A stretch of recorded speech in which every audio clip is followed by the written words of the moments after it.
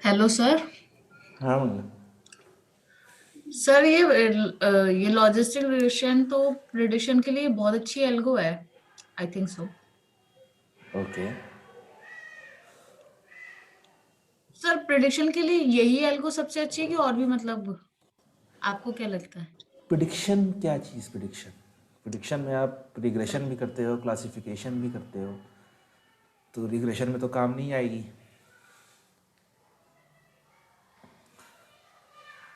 कि क्लासिफिकेशन की एल्गोरिथम है तो ऐसे कुछ कह नहीं सकते कि यही एल्गो सबसे बेस्ट है।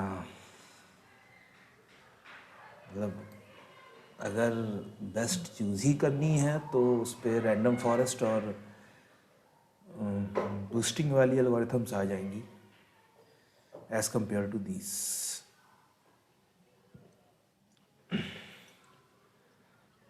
सर पता है आरजीबीवी के एग्जाम चल रहे हैं। ओके। आरजीबीवी पता है आपको? जैसे यूपीटीयू है वैसे आरजीबीवी होगा। राजीव गांधी हाँ। प्रौद्योगिकी विश्वविद्यालय। हाँ। ओके। उन्होंने कर दिया है कि ओपन बुक कर रहे हैं ऑनलाइन। अच्छा। तो हाँ सर। उसमें ना इनकी कॉपी नहीं डाउनलोड होती, अपलोड ही नहीं हो रही सर्वर पे उनके। ये ओके। आदत है। मेरे को नहीं लगता ये लोग कॉपी चेक करेंगे भी।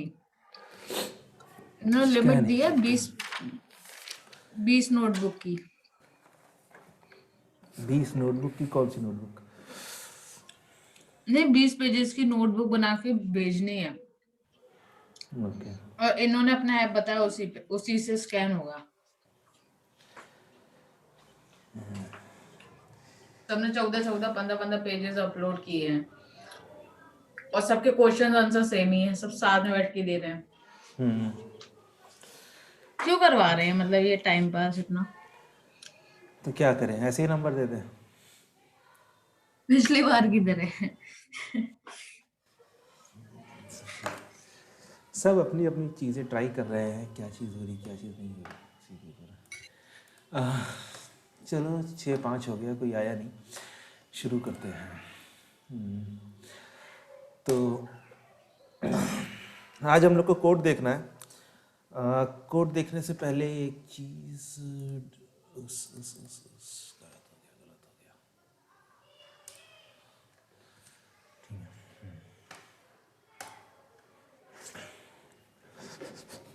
ओके। तो आज हम लोग कोड देखेंगे लॉजिस्टिक रिग्रेशन हम लोगों ने जितना भी पढ़ा है, और उसके बाद अ, कैसे इम्प्लीमेंट करते हैं कैसे नहीं इम्प्लीमेंट करते हैं ये चीज़ देखेंगे। तो हम लोग बात करेंगे ब्रेस्ट कैंसर डेटा सेट की।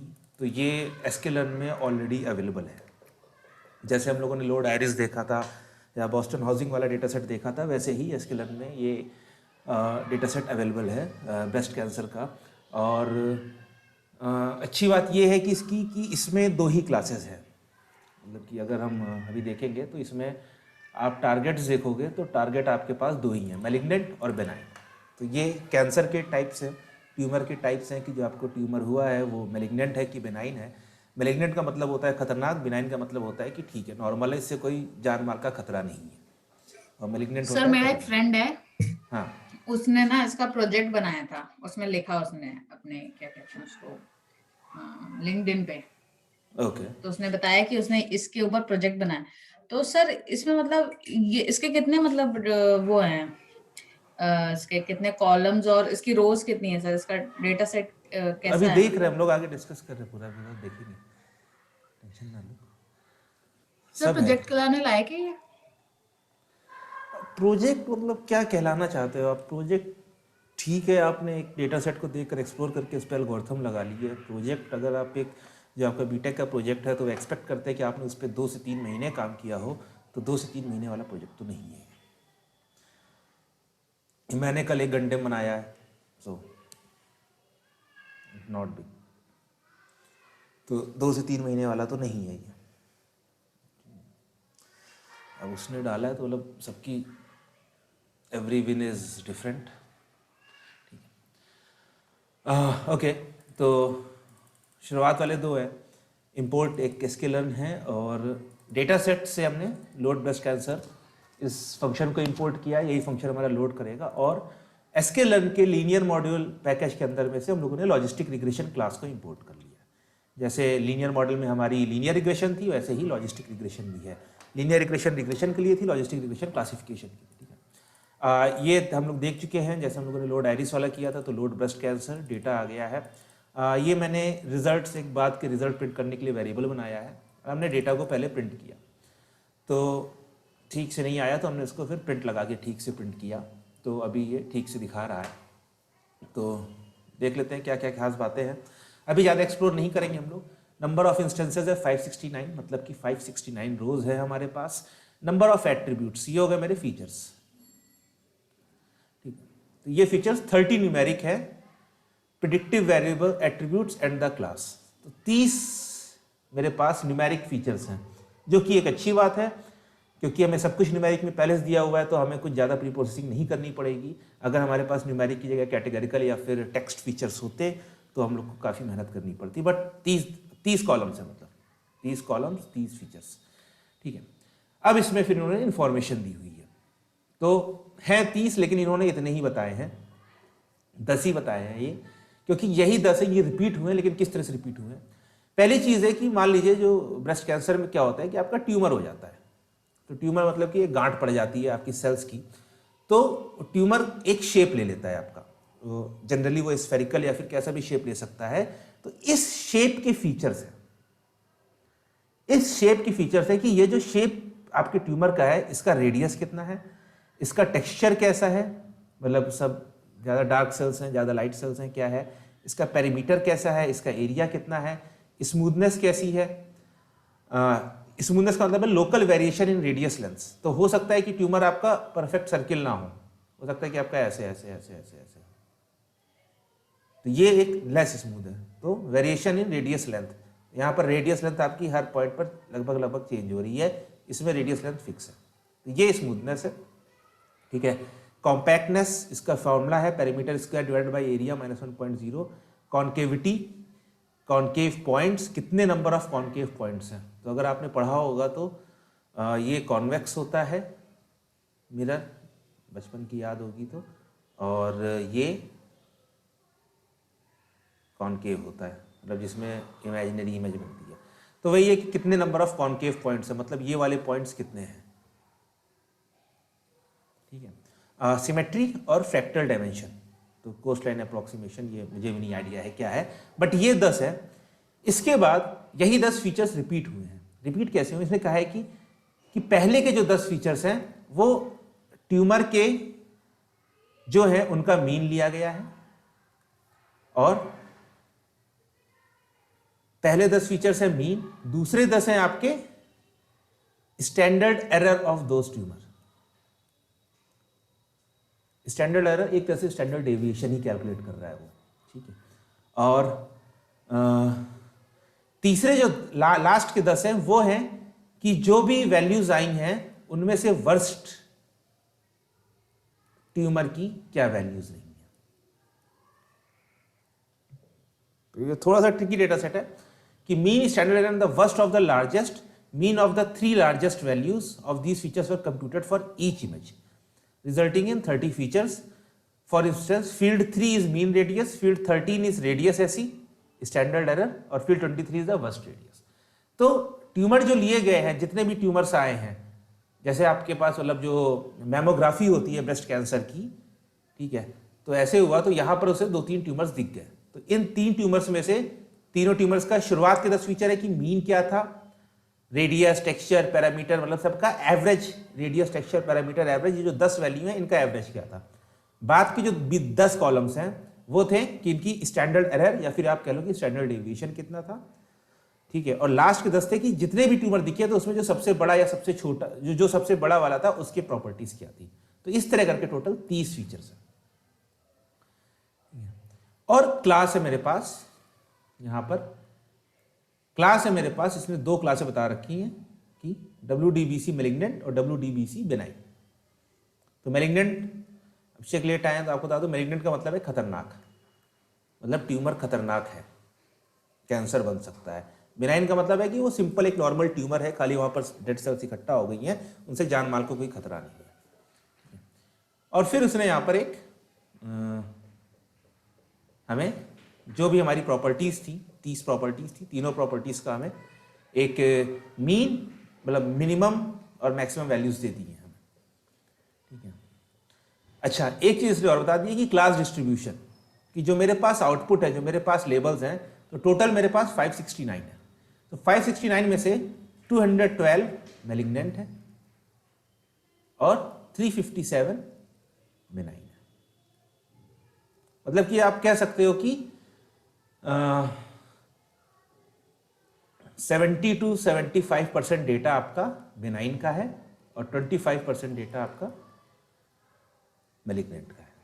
तो क्या ये क्लास इम्बैलेंस्ड है, क्या ये क्लास इम्बैलेंस्ड नहीं है? तो हम लोग अब यहाँ पर इसका रेशियो देखकर हम लोग इस बात पर डिस्कस कर सकते हैं कि ये हम इसे इम्बैलेंस डेटा सेट लेंगे कि इम्बैलेंस डेटा सेट नहीं लेंगे। फिर बाद में जस्ट कॉपी मतलब क्या है कि कहाँ से डेटा सेट आया है, क्या आया है, तो मैंने बस ये देखा था कि अराउंड 60% ऑफ द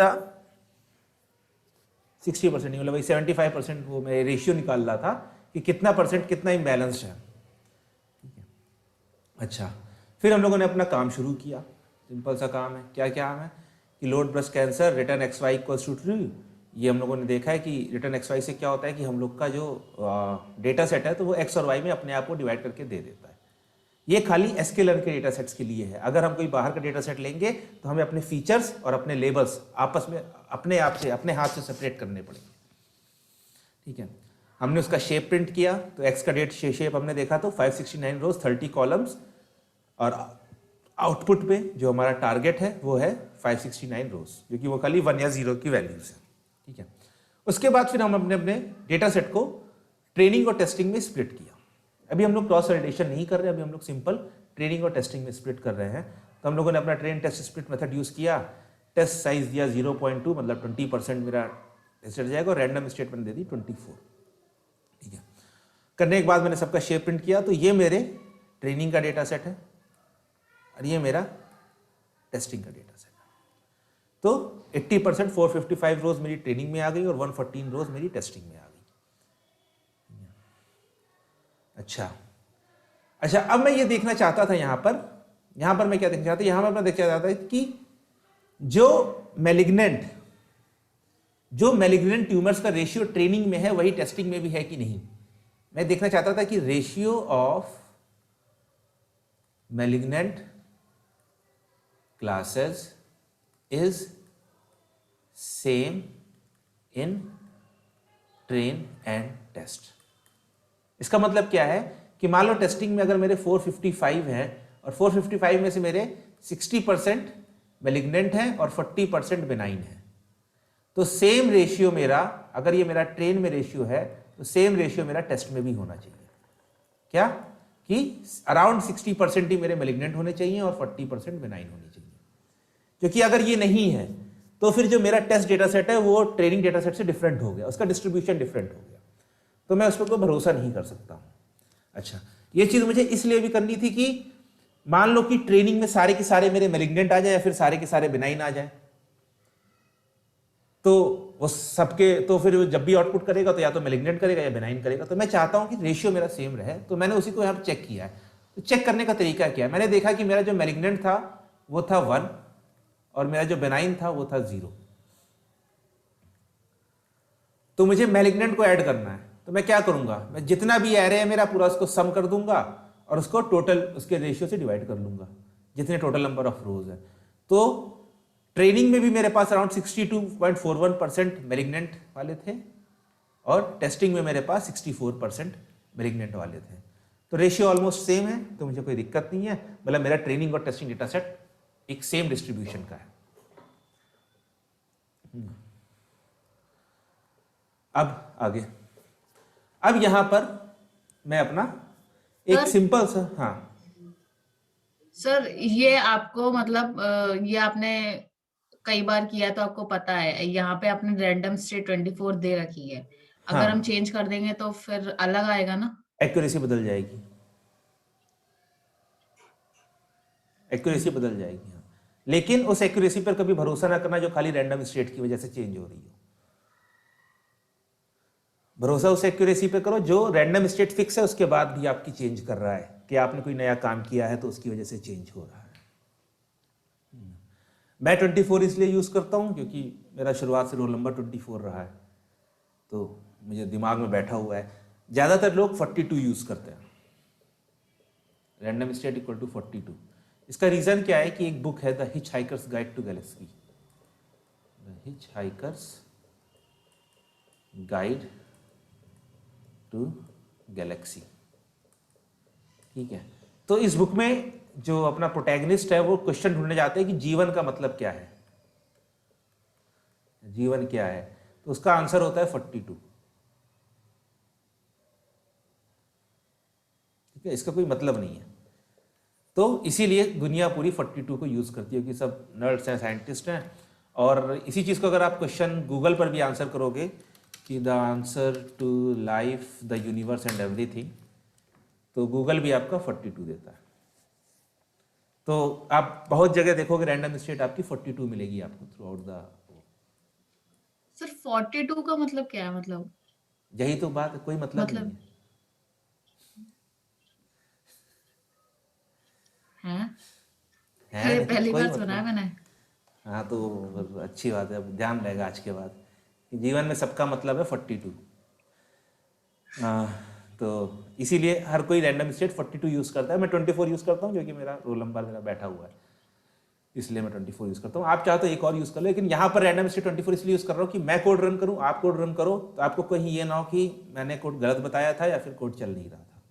इस तरह चलाओगे तो सेम जिस तरह से स्प्लिट हुआ है, ये चीज़ हम लोगों ने देखा है, सेम स्प्लिट हमारा हर बार होगा, सेम एक्यूरेसी आएगी आपकी, चाहे जितनी यहाँ पर आप फिक्स कर लो। तो खैर लॉजिस्टिक रिग्रेशन हमने इंपोर्ट कर लिया था। जैसे हम लोगों ने लीनियर रिग्रेशन का मॉडल बनाया था वैसे हमने लॉजिस्टिक रिग्रेशन का मॉडल बनाया, और यहाँ पर भी रैंडम स्टेट दे दी 24, ठीक है। सिंपल, फिट, प्रिडिक्ट, एक्यूरेसी निकालने के लिए एक्यूरेसी स्कोर, और ये मैंने प्रिंट कर दिया, एक्यूरेसी ऑफ नाइम मॉडल इज एक्यूरेसी। तो जो हम लोगों ने 3 दिन से लॉजिस्टिक रिग्रेशन पढ़ा था, वो 3 दिन का सार ये नहीं है। ये लॉजिस्टिक रिग्रेशन आप अप्लाई कर सकते हो, बट जो हम लोगों ने पढ़ा है उसके भी हम लोग आगे देखेंगे हम लोगों ने क्या क्या चीजें पढ़ी थी। बट अगर आपको नॉर्मल लॉजिस्टिक रिग्रेशन लगाना हो, सिंपल से लगाना हो, तो फिट करो, प्रिडिक्ट करो, एक्यूरेसी निकाल लो। और यहां पर एक एक्यूरेसी दे देता है 0.9473, बट ये एक बात बताता है, ये कहता है कि convergence warning, LBFGS fail to converge, stop, total number of iterations reach limit. इसका मतलब क्या है? और इसके बाद 2 सोल्यूशन भी देता है कि please increase the number of iterations और scale the data as shown in here, और try a different solver operation. तो बस हमारे जीवन में दिक्कत आई, जैसे ही दिक्कत आती है वैसे हम लोग जाते हैं डॉक्यूमेंटेशन के पास। तो मैं यहाँ पर सर्च करता हूँ एसक्यूएल लॉजिस्टिक रिग्रेशन। तो जैसे हम लोगों ने लीनियर रिग्रेशन में देखा था वैसे हम लॉजिस्टिक रिग्रेशन में भी देखेंगे। तो अभी वो जो बात कर रहा था यहाँ पर, वो बात कर रहा था कि आप increase the max iter number of iteration और preprocess the data, scale the data. तो ये मेरा लॉजिस्टिक रिग्रेशन की क्लास का ऑब्जेक्ट है, और इसका कंस्ट्रक्टर इतनी सारी वैल्यूज लेता है, penalty, dual, tolerance, C, fit intercept, intercept scaling, this this this this, और यहीं पर एक है मैक्स इटरेशन, जो हमारा पाइथन का कोड है वो हमें बदलने को बोल रहा है, ठीक है। तो चलो चलते हैं मैक्स इटरेशन की तरफ।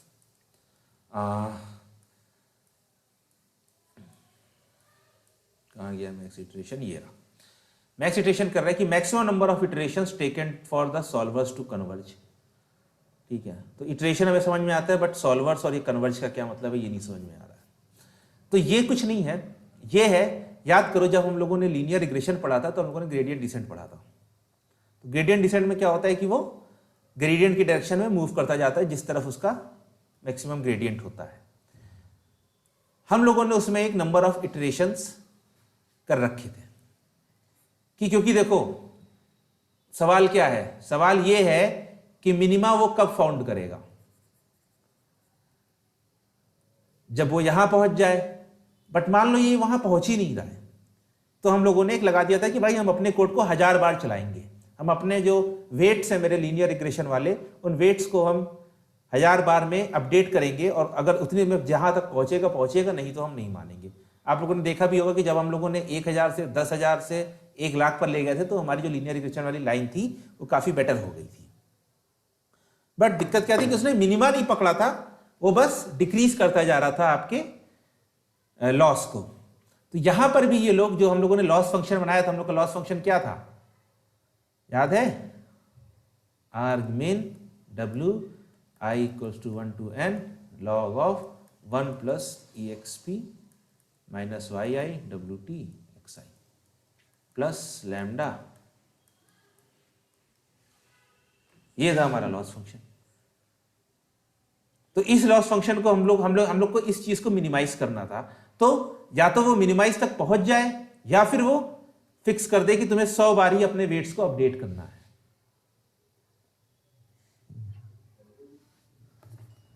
सौ बारी आपको अपने वेट्स को अपडेट करना है। सो यहां पर ये फिक्स है 100 नंबर। लॉजिस्टिक रिग्रेशन क्या होता है कि इसको ये मिनिमाइज नहीं कर पाता है, कई बार कर लेता है, कई बार नहीं कर पाता है 100 स्टेप्स में। तो वो यही कह रहा है कि तुम ये जो अपने नंबर ऑफ इटरेशंस हैं इनको बढ़ा दो, इनको 100 की जगह कुछ और कर दो, तो शायद हम कन्वर्ज कर लें। ठीक है, तो ये वही बोल रहा है कि ये मिनिमम तक पहुंच नहीं पाया है, तो आप total number of iterations reach limit, तो आप इसे और बढ़ा दो। मैंने इसकी बात सुन ली, मैंने सेम कोड यूज किया, सेम कोड जो ऊपर है, बस यहां पर मैंने एक मैक्स इटरेशन इक्वल टू 15,000 कर दिया, और नीचे मेरी अब कोई एरर नहीं आई है। ठीक है, मेरी कोई एरर नहीं आई है। Accuracy of naive model is 93.85%। ठीक है, ठीक है, ये मेरे पास मैंने सेम कोड है, बस मैंने यहां पर खाली मैक्स इटरेशन की वैल्यू बढ़ा के, जो बाय डिफॉल्ट 100 थी, मैंने 15,000 कर दी, और सब कुछ सेम। और यहां पर बस मैं उसे डिक्शनरी में ऐड कर दे रहा हूं बात के यूज करने के लिए। यहां पर मेरे पास आई है 93.85%। तो ये शायद मैंने यहां पर गलत लिख दिया है, इसको मैं चेंज कर देता हूं, 93.85%। अच्छा सर, पहली बार में 93% आई है। हाँ, मतलब डेटा सेट बहुत इजी है ना। और सर ये रेगुलराइजेशन जो है, ये 12 दिखा रहा है। 12 नहीं, L2 लिखा है मैंने यहाँ पर। अच्छा, ये L है। हाँ, L2 हम लोगों ने 2 टाइप के पढ़े हैं ना, हाँ, रेगुलराइजेशन L1 L2 L2। तो वापस आते हैं उस पर, जब आपने बात उठाई दी है। तो इसमें अगर आप देखोगे तो कहीं पर रेगुलराइजेशन ऐसे नहीं लिखा है, यहां पर लिखा है पेनाल्टी। सॉरी, तो हम लोग कौन सी पेनाल्टी यूज कर रहे हैं? रेगुलराइजेशन क्या है? एक तरह से आपके वेट्स के बढ़ने पर वो पेनाल्टी लगा रहा था, वो रोक रहा था आपके वेट्स के बढ़ने को। हाँ, ऐसी प्रोसेस जो अंडर फिटिंग और ओवर फिटिंग को नहीं होने देती, इसको मिनिमाइज करने के लिए।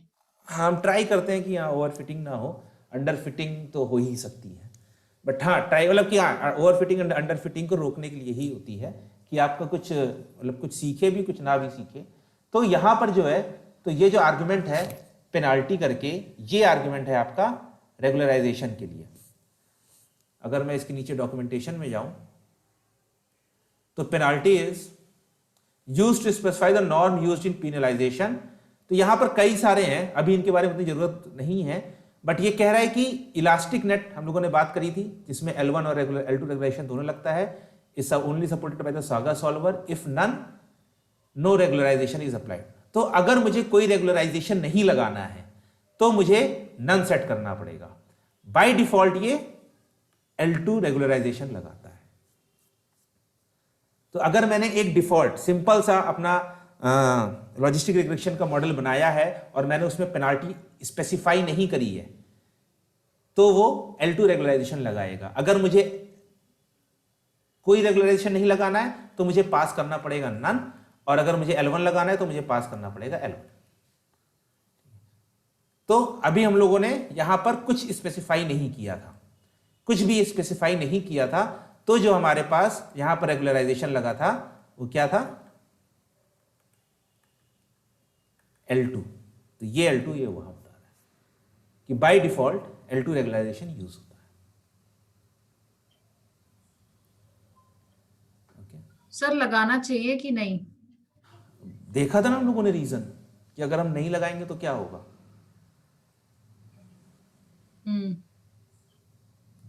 बताओ क्या होगा, लॉजिस्टिक रिग्रेशन के केस में बताओ क्या होगा। सर वो फिर वैल्यू सही नहीं आएगी अपनी। कौन सी वैल्यू सही नहीं आएगी? रेगुलराइजेशन सर, जब हमें फास्ट रिजल्ट चाहिए होता है हम L1 लगाते हैं, और जब नहीं चाहिए होते तो तो उससे होता क्या L2 रेगुलराइजेशन से? सर ये सर वो अपन ग्रिड सर्च करते हैं। कुछ भी बोल नहीं रही हो, कुछ भी बोल रही हो। जो टर्म याद आ रहा है कल परसों कौन कौन से शब्द यूज किए थे। सर, मेरे को वो याद है, L1 ना हम यूज करते हैं, अल्टरनेटिव होता है, मेरे को ये याद है। क्यों होता है अल्टरनेटिव? यार मुझे जानते हो कभी कभी लगता है आप लोगों से ज्यादा मैं पढ़ता हूँ। मतलब मैं 1 घंटे की क्लास के लिए 2 से 2.5 घंटा स्पेंड करता हूँ एक दिन में। सर पढ़ के हम भी आते हैं, मगर अब इतनी सारी चीजें हैं और कंफ्यूज भी हो कुछ जाते नहीं, हैं। बहुत सिंपल चीजें हैं।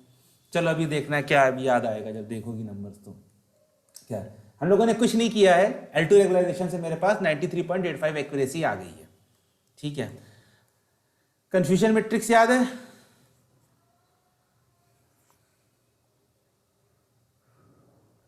हाँ सर, वो प्रेडिक्ट और एक्चुअल वैल्यूज, वो क्या बोलते हैं उसको, ट्रू पॉजिटिव फॉल्स पॉजिटिव वाला होता है जो।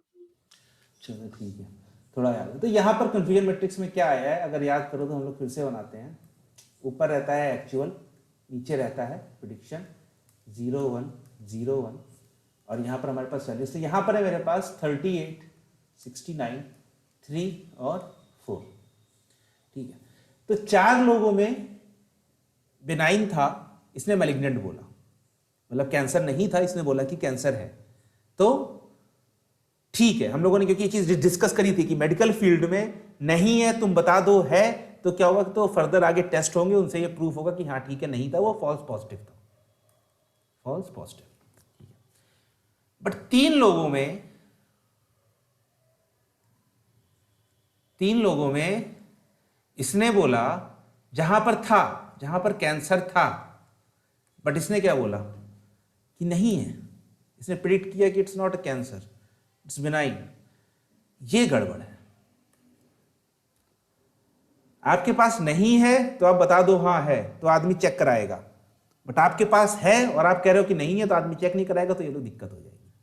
तो ये हम लोगों का क्या हो जाएगा, फॉल्स निगेटिव। और हम लोगों ने डिस्कस किया था कि मेडिकल फील्ड में फॉल्स निगेटिव रेट हम लोग चाहते हैं कि बिल्कुल ना हो, तो ठीक है हम आगे चेक कर लेंगे, बट फॉल्स निगेटिव नहीं चाहते हैं।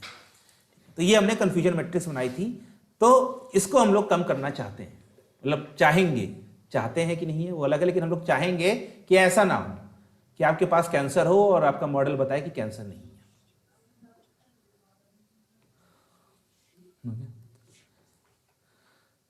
ठीक है, फिर आ जाओ। तो हमने कंफ्यूजन मैट्रिक्स बना के देख ली। ये सब मैं एक नॉर्मल कैसे करते हैं वही चीज में देख रहा हूं। ठीक है, अब हम लोगों ने देखा कि भाई पेनाल्टी इक्वल टू नन लगा देंगे हम, तो क्या हो जाएगा, तो हमारे पास रेगुलराइजेशन नहीं लगेगा। ठीक है, सेम कोड है, सेम कुछ सब कुछ है, सेम डेटा सेट है, सब कुछ रन किया। अब मेरे पास एक्यूरेसी आई है 94.73।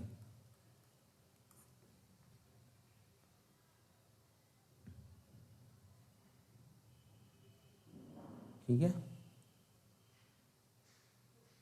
और लेकिन 94.73 ऐसे ही आई है। यहां पर भी दिक्कत आई कि ये कन्वर्ज नहीं कर पा रहा है, तो इसे और बढ़ाओ। तो ये क्यों नहीं कन्वर्ज कर पा रहा है, मैंने 15,000 तो लगाया ही इसीलिए था। एक सेकेंड, रन टाइम कनेक्ट, वैसे एक बार रिस्टार्ट करके फिर से चलाता हूं।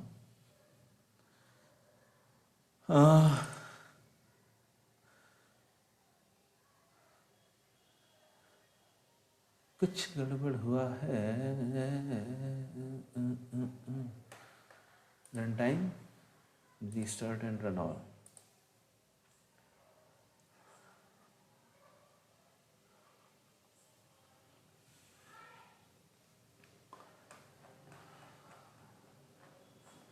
चला चला चला, यहाँ पर नहीं हुआ, मैंने 15,000 किया, 93.85 आई है विद रेगुलराइजेशन, और ये अभी भी नहीं चला पाया। अच्छा, मैं इसे 20,000 करता हूँ एक बार। हाँ ठीक है, अब ये यहाँ पर कन्वर्जिंग वाली एरर दूर हो गई है और इसकी एक्यूरेसी क्या आई है 93.85 यहाँ पर। बट अंतर क्या है, इसके कोएफिशिएंट्स देखो, ये मेरे वेट्स हैं जो W1, W2, W3 मैं 3 दिन से बोल रहा था, WN, तो यहाँ पर मेरे पास 30 फीचर्स हैं, तो 30 फीचर से क्रॉसपॉन्डिंग मेरे पास 30 वेट्स हैं। इन वेट्स की वैल्यू देखो, एक नज़र दौड़ा लो कि सब 200 से लेकर 1000 के बीच में है, ठीक है, 100 के अंदर भी है, लेकिन सब 3 डिजिट्स हैं, बहुत ही रेयरली 1 या 2 डिजिट्स हैं। और जब रेगुलराइजेशन लगाया था तब क्या हुआ था,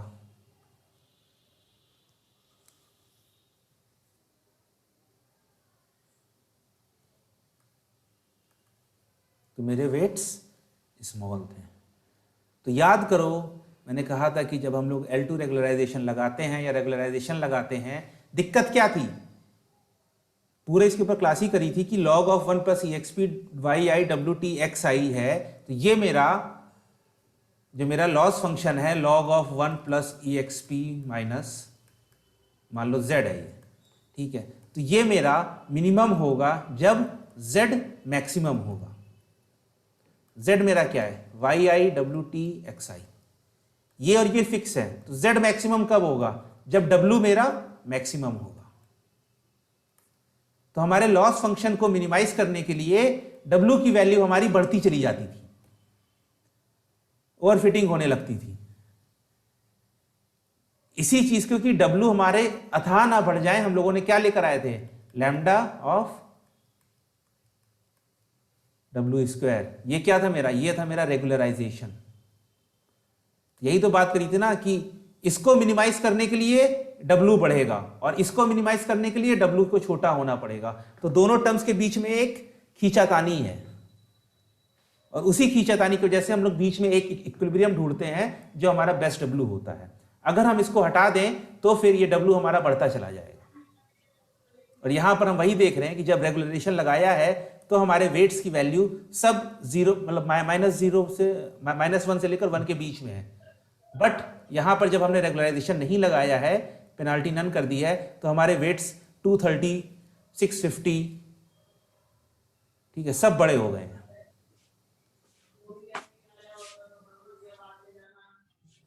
तो रेगुलराइजेशन ओवरफिटिंग को तो रोकता था, लेकिन कैसे रोकता था, वो वेट्स को बढ़ने नहीं देता था।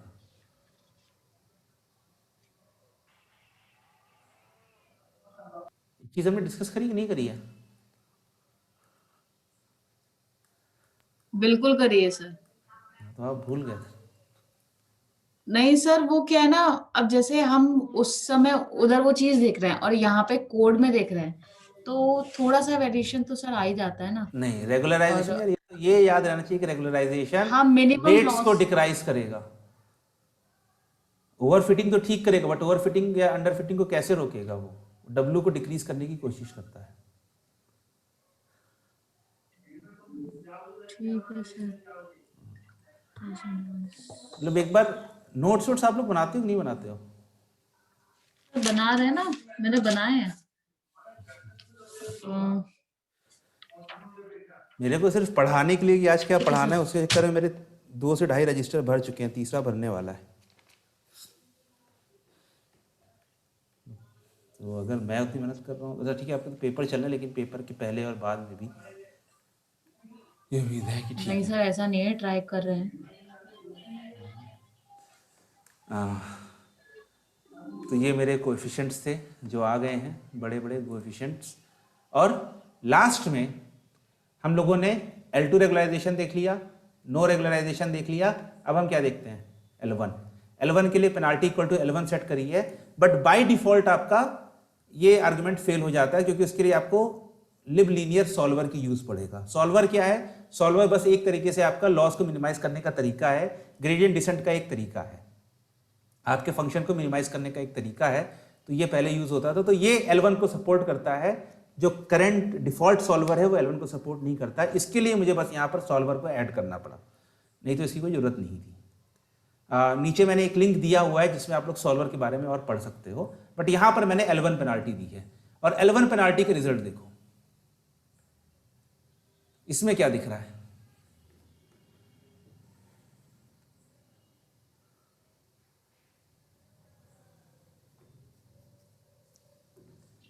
सर ये 0 0 आया है बहुत जगह।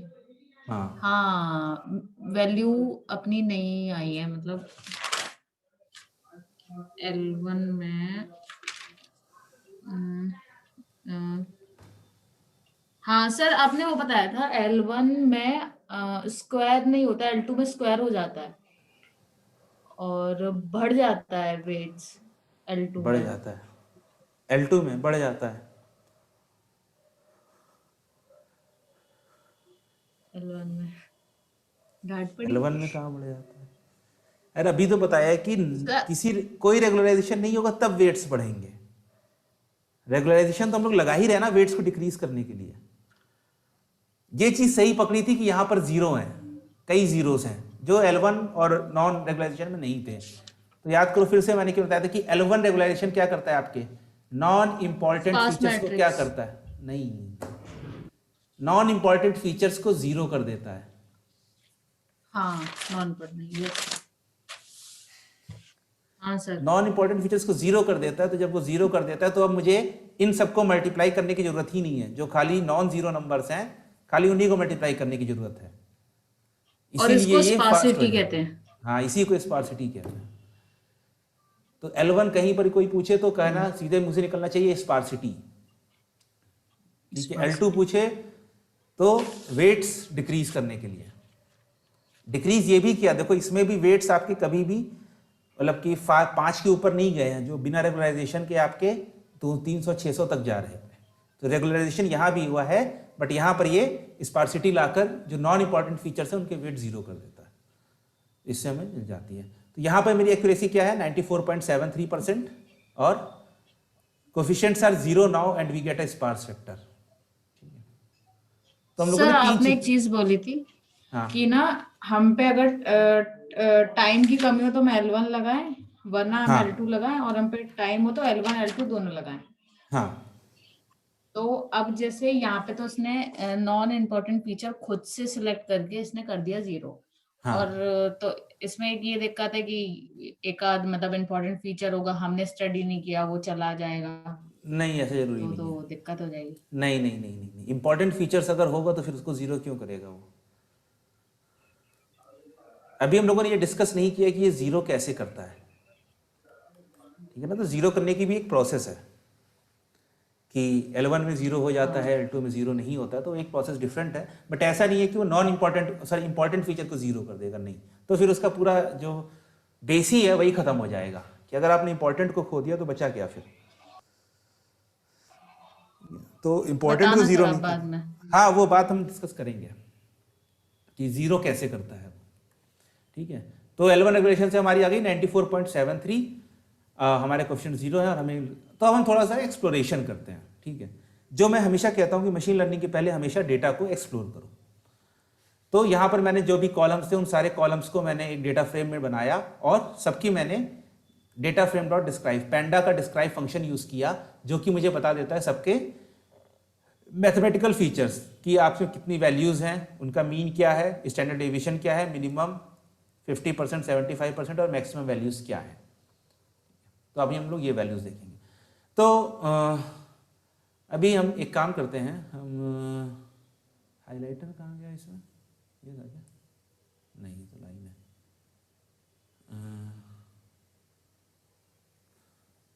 हाँ ठीक है, तो हम लोग अभी सिंपल मीन वाले कॉलम को देखेंगे और मिनिमम वाले कॉलम को देखेंगे, मैक्सिमम वाले कॉलम को देखेंगे। इन 3 कॉलम को हम लोग देखते हैं। ठीक है, तो हम लोग देखते हैं क्या पाते हैं। जैसे रेडियस है तो मिनिमम 6 है, मैक्सिमम 28 है। टेक्सचर है तो मिनिमम 9 है, मैक्सिमम 39 है। पेरीमीटर है तो 43 से 88, तो यहाँ पर 6 और 28 चल रहा था, यहाँ पर 43 और 188 आ गया। एरिया मेरा आ गया 143 से 2501। अच्छा, रेडियस की यूनिट मान लो हो गई मिलीमीटर, ठीक है। पेरीमीटर की यूनिट हो गई मिलीमीटर, एरिया की यूनिट क्या होगी? मिलीमीटर स्क्वायर, ठीक है। स्मूथनेस देखते हैं 0.05 और 0.16। कंपैक्टनेस 0.01, 0.03, ये तो 0 और 0.42, 0 और 0.2। तो कुछ वैल्यूज मेरे पास रेंज में है, एक बहुत छोटी रेंज है, और कुछ वैल्यूज की रेंज बहुत ही बड़ी है, जैसे पेरीमीटर और एरिया। तो ये मुझे क्या बताता है?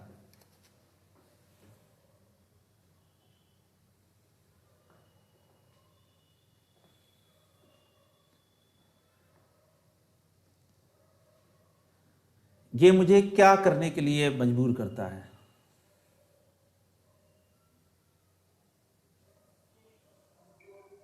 सर ये सर एक बार पेन चलाना सर। कहाँ पर? सर आप किसकी बोल रहे हैं मतलब? ये जो मैंने देखा, जो मैंने भी पूरा डिस्कस किया कि कहीं पर रेंज मेरी हाँ कम ज़्यादा है, कहीं पर मेरी यूनिट्स डिफरेंट हैं, तो ये मुझे क्या करने के लिए मजबूर करता है? सर बाउंड्री बनाने के लिए।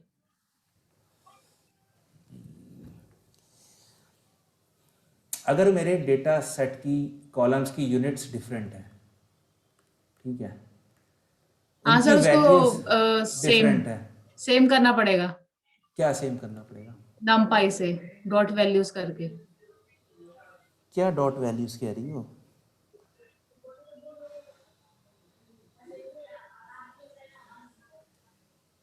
सर स्केलिंग यूनिट पढ़ा था हमने, सेम स्केलिंग डिफरेंट। स्केलिंग शब्द पढ़ा था हमने।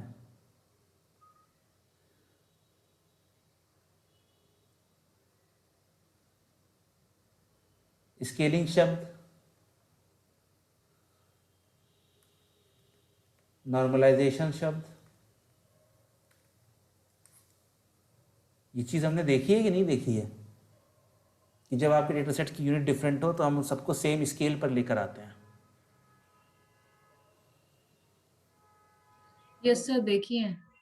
तो मैं वही तो पूछ रहा हूँ, मेरे पास मैं क्या बोल रहा हूँ कि यहाँ पर यूनिट्स डिफरेंट है, मैं बता रहा हूँ साहब, मिलीमीटर और मिलीमीटर स्क्वायर, ठीक है। इसकी वैल्यू 6 से लेकर 28 तक, इसकी वैल्यू 0.05 से लेकर 0.16 तक है, तो डिफरेंस पड़ेगा। तो हमें स्केलिंग करनी पड़ेगी, हमें यहाँ पर जो अपने पास डेटा सेट्स हैं, जो अपने मेरे पास कॉलम्स हैं, उन सबकी मुझे स्केलिंग करनी पड़ेगी, क्योंकि उन सारी वैल्यूज़ को मुझे एक रेंज में लेके आना पड़ेगा। तो हम लोगों ने स्केलर करके पढ़ा था, स्केलर करा था, यहाँ पर नीचे स्टैंडर्ड स्केलर लिखा भी है। तो चलो मीटिंग एंड होने वाली है, वापस से ज्वाइन करो, फिर स्केलिंग करने के बाद देखते हैं क्या रिजल्ट आ रहा है मेरे।